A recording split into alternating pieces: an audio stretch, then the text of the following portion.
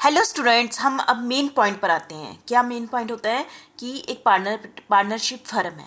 Firm को अपनी income पर क्या देना पड़ता है? गवर्नमेंट को इनकम टैक्स एक्ट 1961 के अंदर क्या देना पड़ता है? टैक्स देना पड़ता है। जब उसने एक फर्म ने इनकम कमा ली और उस पर उसने टैक्स दे दिया गवर्नमेंट को, और वही इनकम जब पार्टनर में डिस्ट्रीब्यूट होगी, ठीक है, पार्टनर को उस इनकम में क्या मिलेगा? शेयर मिलेगा, क्योंकि फर्म ने उस पर टैक्स दे दिया। उसके बाद पार्टनर को उसमें शेयर मिलेगा। जब पार्टनर को वो वाला शेयर मिल जाता है तब वो उस पर टैक्स नहीं देंगे, क्योंकि फर्म ने अपने लेवल पर दे दिया है।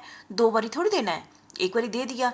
तो जब पार्टनर को उसकी इनकम में शेयर मिलेगा तो उस इनकम पर पार्टनर टैक्स नहीं देंगे, क्योंकि फर्म भी अपने आप में क्या है? एक एसएससी है। आपने एसएससी की डेफिनेशन पढ़ी थी ना, एसएससी है। और फर्म अपनी इनकम पर इनकम टैक्स डिपार्टमेंट को क्या देता है? टैक्स देता है। और जब ये इनकम टैक्स देने के बाद पार्टनर के बीच में डिस्ट्रीब्यूट होती है तो पार्टनर अपनी इनकम में फिर से इस पर टैक्स नहीं देंगे। लेकिन इससे रिलेटेड कुछ प्रोविज़न है जो मैं आपके साथ डिस्कस करूँगी। कहीं पर है कि ऐड होगी, कहीं पर नहीं होगी, कहीं पर डिडक्शन मिलेगी। इसको डिटेल में हम करते हैं। तो आज का टॉपिक क्या है? Assessment of firm, computation of total income of partner of the firm. ठीक है, तो सबसे पहले है रेम्यूनरेशन रिसीव्ड बाय पार्टनर। कोई भी, जैसे कि एक फर्म है ना, आपको पता है, तो मैं आपके साथ काफ़ी पॉइंट्स पहले भी डिस्कस कर ली हूँ। फर्म है, उसके पार्टनर है। पार्टनर को होता है ना कि जैसे कोई पार्टनर बिजनेस में काम कर रहा है, कोई वर्किंग नहीं है, उनको फर्म से, पार्टनर को फर्म से क्या मिल रहा है? एक तो मैं उसकी बात नहीं कर रही हूँ रेम्यूनरेशन की, जो प्रॉफिट मिलता है, प्रॉफिट शेयरिंग होता है ना, प्रॉफिट शेयरिंग की बात नहीं कर रही हूँ। एंड में जो भी प्रॉफिट बचता है पार्टनर के बीच में डिस्ट्रीब्यूट हो जाता है ना, वो वाले प्रॉफिट की बात नहीं कर रही हूँ, उसके अलग बात कर रही हूँ। यदि पार्टनर को फर्म से क्या मिलता है? सैलरी मिलती है। यदि वहाँ पर काम करता है उसको सैलरी मिलती है, बोनस मिलता है, कमीशन मिलता है। कोई काम करता है पार्टनरशिप फर्म में, उसको कमीशन मिलता है। ठीक है, उसकी बात कर रही हूँ कि पार्टनर को फर्म से मिल रहा है। Is taxable in the hand of, ये वाला टैक्सेबल होगा। इज टैक्सेबल, इज टैक्सेबल, ठीक है, is taxable in the hand of the partner. ये चीज़ें, सैलरी, बोनस, कमीशन टैक्सेबल है किसके हाथों में? जो पार्टनर को मिलेगा।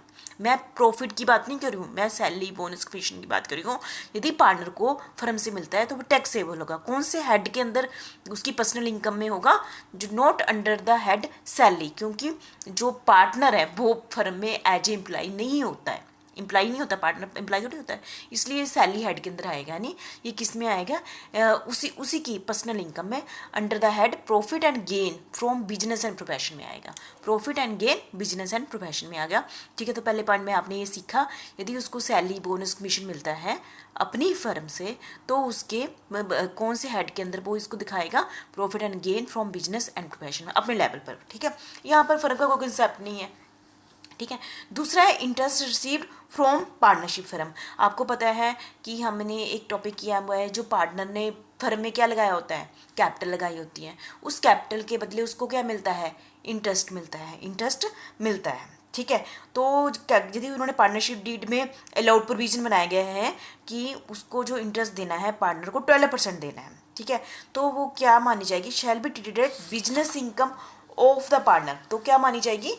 शैल be treated as business income of the partner. ठीक है, यदि उसकी इनकम मानी जाएगी पर्सनल लेवल पर, किसने? पार्टनर की, क्योंकि उसने कैपिटल लगाई है, उसके ऊपर उसने 12% ले लिया है, इंटरेस्ट ले लिया है ना। इंटरेस्ट ऑन कैपिटल आपने न्यूमेरिकल किए होंगे, तो वो क्या मानी जाएगी? उसकी बिजनेस इनकम मानी जाएगी पर्सनल लेवल पर पार्टनर की। ठीक है, तो थर्ड टॉपिक है कि rent received from the firm. हो सकता है किसी पार्टनर ने क्या किया, अपनी बिल्डिंग किराए पर किसको दे दी? फर्म को दे दी। ठीक है, और फर्म से क्या ले रहा है? रेंट ले रहा है। तो एक टाइप से पर्सनल लेवल पर उसकी क्या होगी? इनकम होगी ना। तो उसकी कौन से हेड के अंदर आएगा? हाउस प्रॉपर्टी इनकम, है ना। हमने सेकंड हेड किया था ना, हाउस प्रॉपर्टी में आएगा, ना कि प्रॉफिट एंड बिजनेस इनकम नहीं आएगी, क्योंकि उसने अपनी पर्सनल प्रॉपर्टी फर्म को दी हुई है।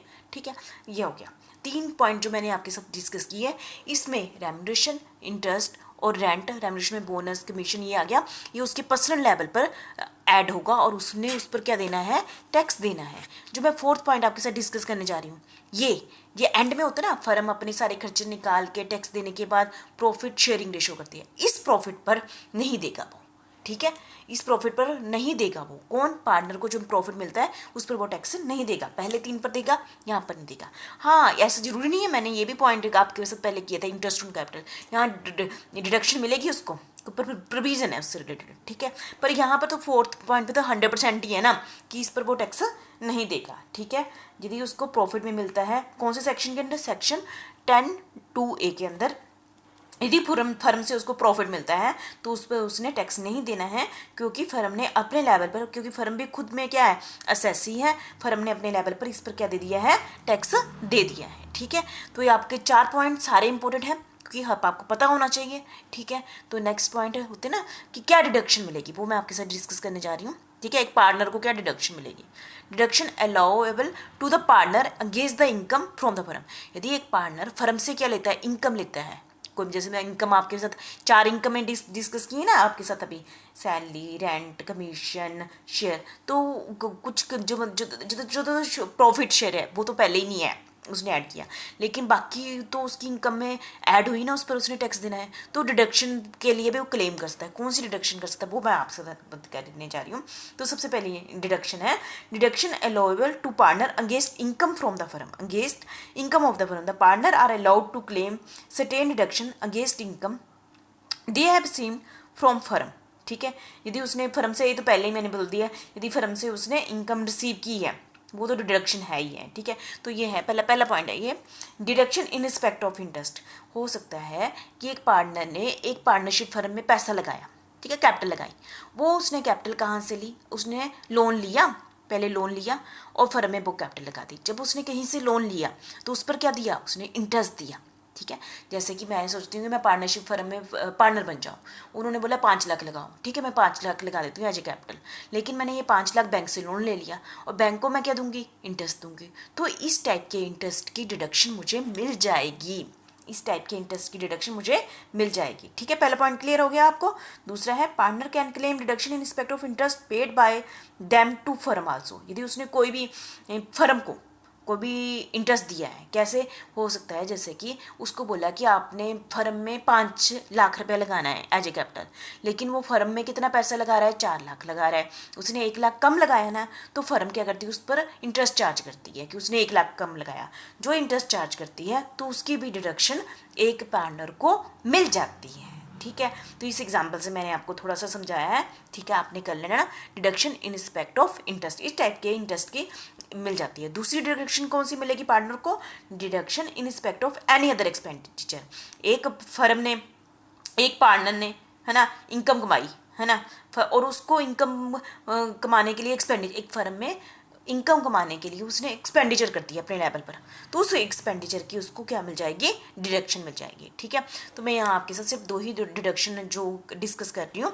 ठीक है, बहुत ही इंपॉर्टेंट है, deduction in respect of interest और इंस्पेक्टर कोई भी उसने एक्सपेंडिचर कर दिए हैं फर्म की इनकम कमाने के लिए, उसकी भी उसको डिडक्शन मिल जाएगी। ठीक है, हर एक पॉइंट इंपॉर्टेंट है, जितना आप सीखोगे, जितना आप पढ़ोगे, उतना ये आपको डिटेल में मतलब कि उतनी नॉलेज हो जाएगी। ठीक है, तो इसी वीडियो की last, treatment of loss by firm, ये आपने पहले भी बहुत भाई अलग से टॉपिक किया ना, set of losses, carry forward losses, वही है, यहाँ पर रिवीजन हो जाएगी, पर फर्म के केस में कर लेते हैं।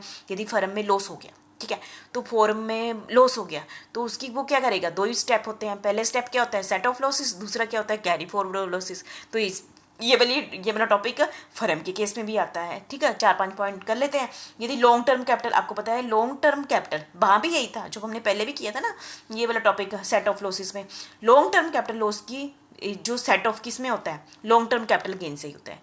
यदि लॉन्ग टर्म कैपिटल लॉस की रिकवरी कहाँ से होती है, लॉन्ग टर्म कैपिटल गेन से ही होती है, ये हमें बताइए।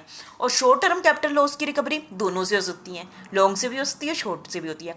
हमने उस चैप्टर में भी यही पढ़ा था, शॉर्ट टर्म कैपिटल लॉस की रिकवरी कहाँ से कर सकते हैं, शॉर्ट टर्म कैपिटल गेन से भी कर सकते हैं और लॉन्ग टर्म कैपिटल गेन से भी कर सकते हैं। आपको लग रहा होगा ना कि रिवीजन ही हो रही है सेट ऑफ लॉस वाले चैप्टर की। ठीक है, और लॉस फ्रॉम स्पेकुलेटिव बिजनेस की, यदि आपको पता ही है स्पेकुलेटिव बिजनेस में यदि लॉस होता है तो उसकी रिकवरी सिर्फ उसी टाइप के बिजनेस से ही होगी, स्पेकुलेटिव बिजनेस से होगी।